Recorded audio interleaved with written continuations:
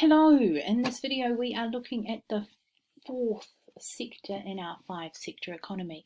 We are looking at the government and seeing how it interacts with the sectors we have already covered: finance, households and producers. So the government is our beehive, which is probably one of the most interesting parliament buildings around the world. The government receives their money from taxes, so that's their income that they spend on things.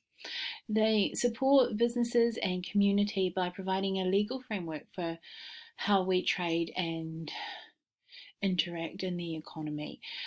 Without that, then people wouldn't have things like copyrights, so they wouldn't want to invent stuff, or they wouldn't have rules about what we can import and export and how we can sell things and whether we can sell alcohol to 10-year-olds and those kinds of things.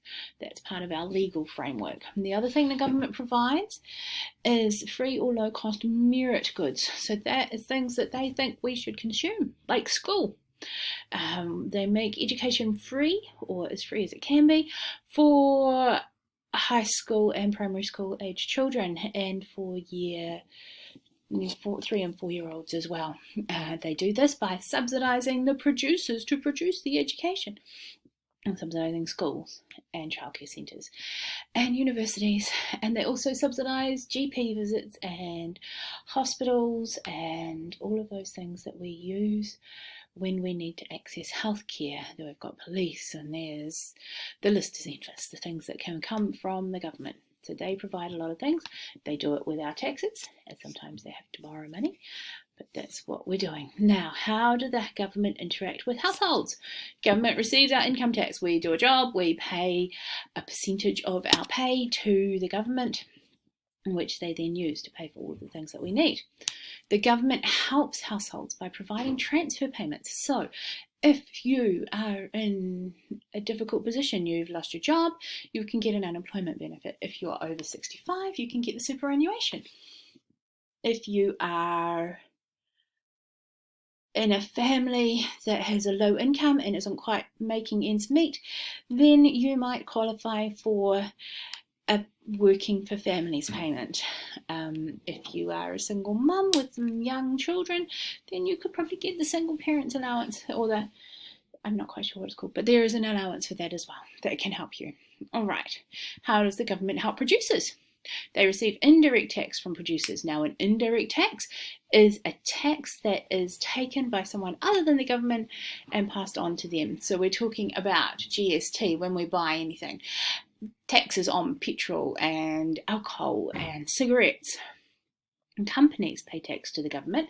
Now, businesses that aren't companies pay income tax because the businesses are owned by households. So that's where that tax comes. But companies are treated as their own legal entity. So, for example, the Warehouse Limited is a limited liability company.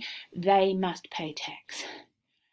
Producers receive subsidies from the government to produce the goods and services that the government wants us to consume more of, like the schools and that kind of thing that we've just talked about. All right, let's put it in our model. So we have our government sitting in the middle here. They are receiving indirect and company tax from the producers, and they are flowing money for subsidies out to the producers. From the households, they receive income tax and they make their transfer payments. Okay, let's have a look at it in our big model. It's getting kind of complicated now, so here we go. We've got the interaction between the households in the bank and the producers in the bank. We've got interactions between the households and the producers and the government, and then we've got our real flows and money flows going from the producers to the households and vice versa. We've got one more thing to fit into our model. We're doing pretty well. So I hope that's not too confusing for you. Now we're going to have a look. The next screen, we are looking at this person. This person works as a nanny. They're getting payment for nanny work. They've invested their money in Sharesies. We looked at that in the previous video. And they're going to spend some money on some groceries, and they're going to pay some money in income tax. The other way the government's getting money is when they pay for their groceries, Countdown will collect the GST, which is currently 15%, and they will pay that 15% tax to the government. That is called an indirect tax. So those are the money flows in our 4-sector model. We've got payment coming in for nanny work, payment coming in for returns on investments in shares, the money going out to invest in some shares, pay for some intake tax, pay for some groceries, and the groceries include the GST that goes to the government. Now let's have a look at some real flows. We're going to put those in red.